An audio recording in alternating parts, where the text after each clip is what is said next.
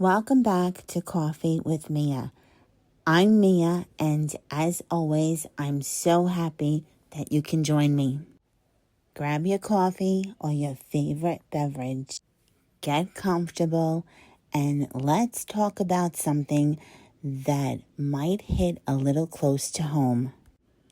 Today, we're going to talk about the little habits we have that push people away from us, and we don't even realize it. And right away, I want to say this.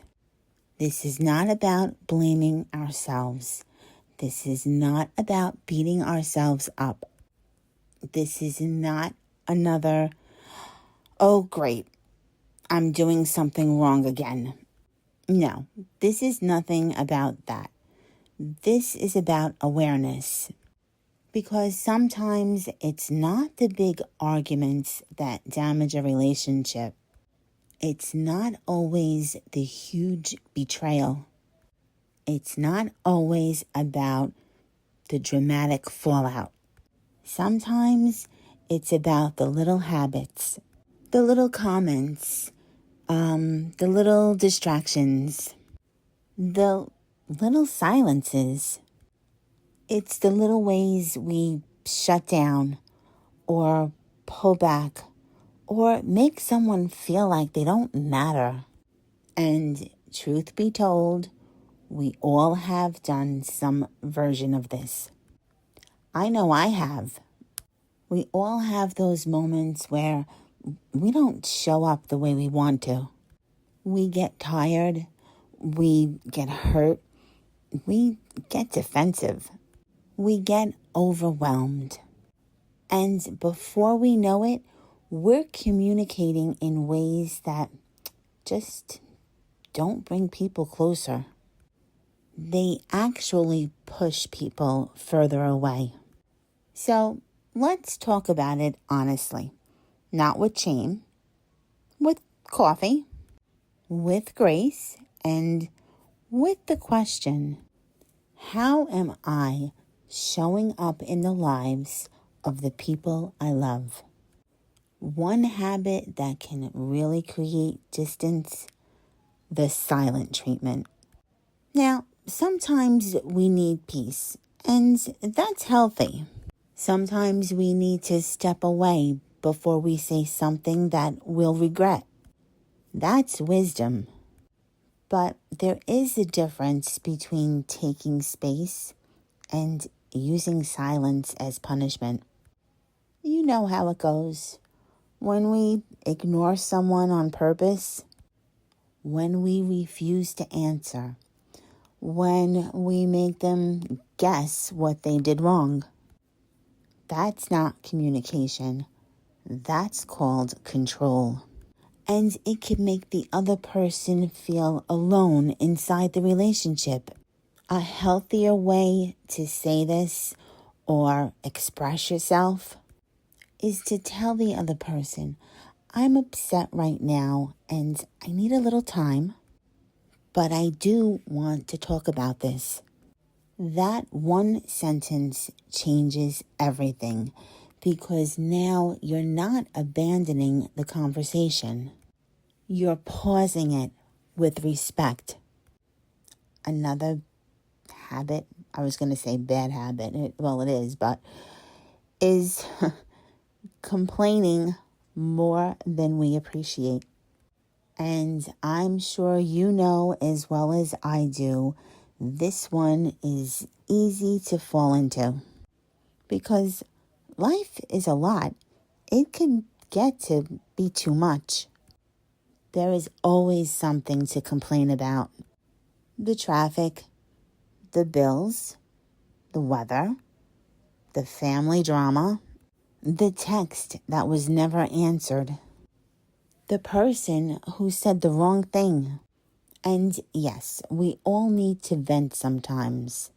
We all need safe people that we can be honest with. But if every conversation becomes a dumping ground, people start to feel drained. They may love us, they may care about us, but they may also start bracing themselves every time we call. And that's a hard truth. So maybe the question we should be asking ourselves is, am I only sharing what's wrong? Or am I also sharing what's good? Am I only looking for attention through my problems? Or am I also allowing joy, gratitude, and lightness into the conversation? We can be honest without being constantly negative. Now, that's growth.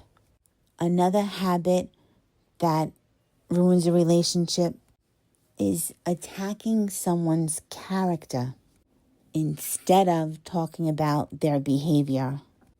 There's a big difference between saying, that hurt me, and you're selfish.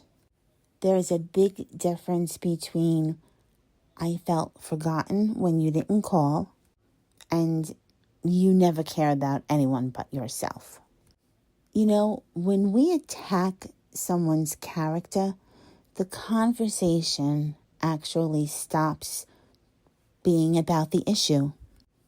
And now the person feels like they have to defend who they are. And once someone feels attacked, they usually stop listening. So maybe we should slow down and say, what actually hurt me? Or what actually happened? Ask yourself, what do I really need to say without destroying the person in front of me? Because people can work on their behavior, but when they feel like their whole character is on trial, they may just shut down. Another habit, which I know I do, and we may all do it, and that habit is the little jabs, the eye roll, the sarcastic comment, the mocking tone. You know what I'm talking about. The I was only kidding comment when it really wasn't a joke. And let's be honest, sometimes the little jabs do more damage than the big arguments. Because those jabs, they make someone feel small. And no one feels safe opening up to someone who makes them always feel small. Respect is not only shown in the big moments, it is shown in the little ones. The tone, the face, the response, the way we listen, the way we disagree, the way we speak when we're annoyed. That is where relationships are built, or where relationships slowly break. How about listening just enough to respond? That's another habit, and we all do this. Someone is talking to you, but in your head, you're already preparing your answer. And we're thinking to ourselves, what should I say next? Or we may say to ourselves, wait a minute, how do I defend myself? What should I say to make my point? How do I fix this? Or what can I say so I sound smart? And then you know what? Suddenly we realize we really didn't hear what they were saying. We were present physically, but not emotionally. Real listening requires us to pause, to stay with the person's words, to not rush to want to say our own response. And sometimes the most powerful thing we can say is, let me think about that for a second. Or just to say, I hear you. Not everything needs an immediate answer. Sometimes people don't need us to win the conversation. They need us to be in the conversation. And this one is another big one. Being distracted when we're with other people. The phone, the texts, the scrolling, the TV, the notifications. We say, "Oh, no, I'm listening." But our eyes are somewhere else. And whether we mean to or not, the message becomes, something else has my attention. And maybe this is one of the biggest issues today. We are connected more than ever, but so many people feel unseen. So many people feel like they're competing with the screen. One of the greatest gifts we can give someone is our full attention. Not perfect attention all day long, but real moments when we put the phone down, look at the person, and say without saying, "You matter. I'm here. I'm with you." Something else that can really destroy a relationship is holding the past over someone's head after saying that you forgave them. And I know this one is hard because it takes time for some things to heal. Forgiveness doesn't always mean immediate trust. But if we say we forgive someone and keep using the same old mistake as a weapon, the relationship never gets a chance to breathe. At some point, we have to ask, am I trying to heal this, or am I trying to punish them forever? And that doesn't mean we ignore patterns or we allow people to keep hurting us. Boundaries matter, but if we choose to stay in the relationship, there has to be some room for repair. Otherwise, every conversation becomes a courtroom. And love just cannot grow in a courtroom. And how about another thing that some people sometimes do? They withhold the truth. Not necessarily lying out loud, but leaving things out. Hiding what needs to be said. Pretending when everything is fine when it isn't. Avoiding honest conversations because we don't want to deal with the discomfort. But here's the thing. The truth usually comes out.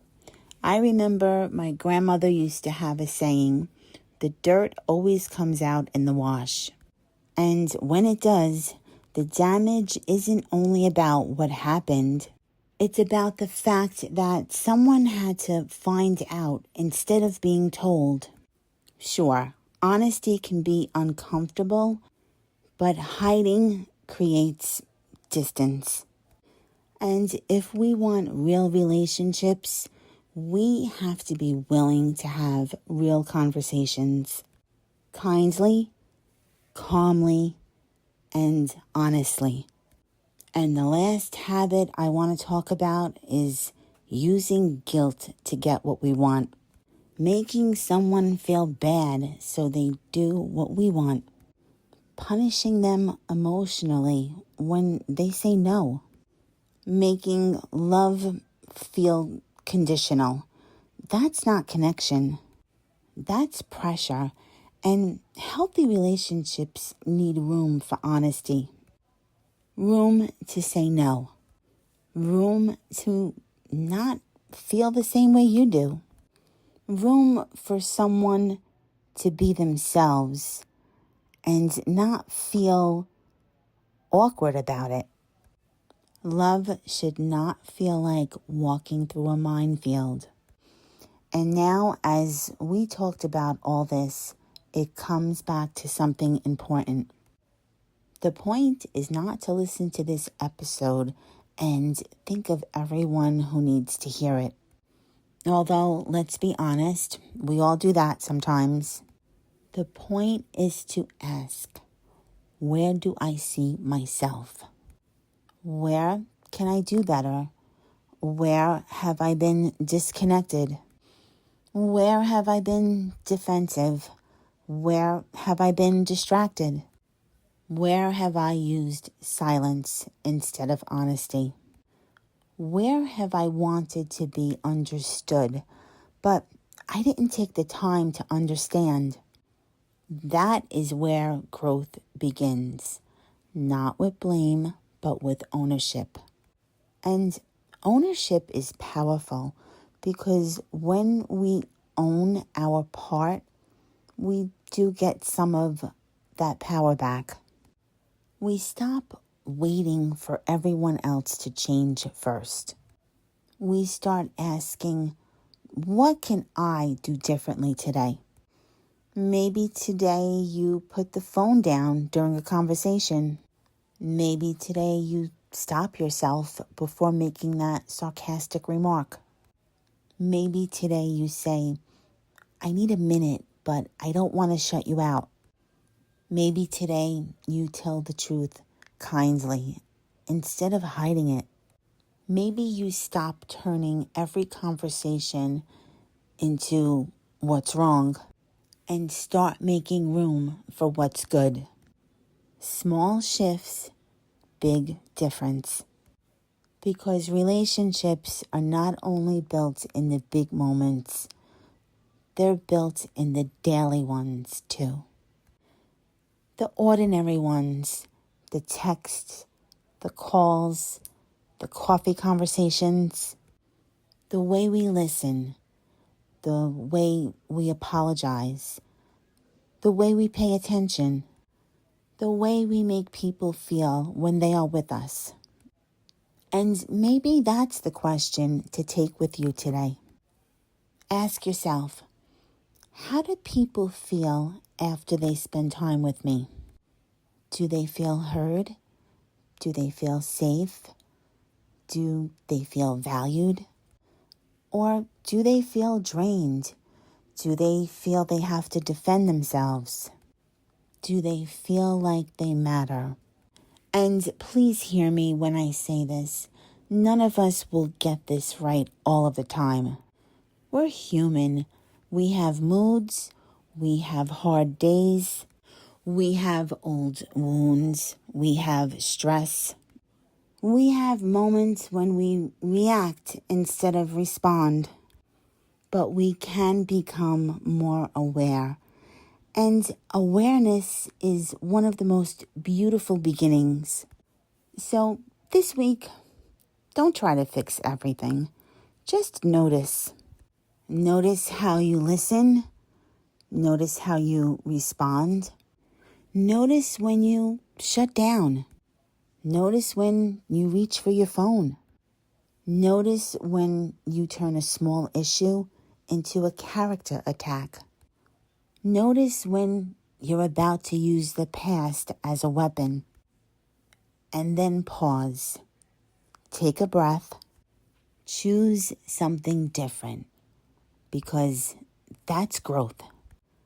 That is connection. And that is progress. And you know what I always say. Life is not a dress rehearsal. What are you waiting for? Thank you so much for having coffee with me today. I'm Mia Pompey, and I'll talk to you next time on Coffee with Mia.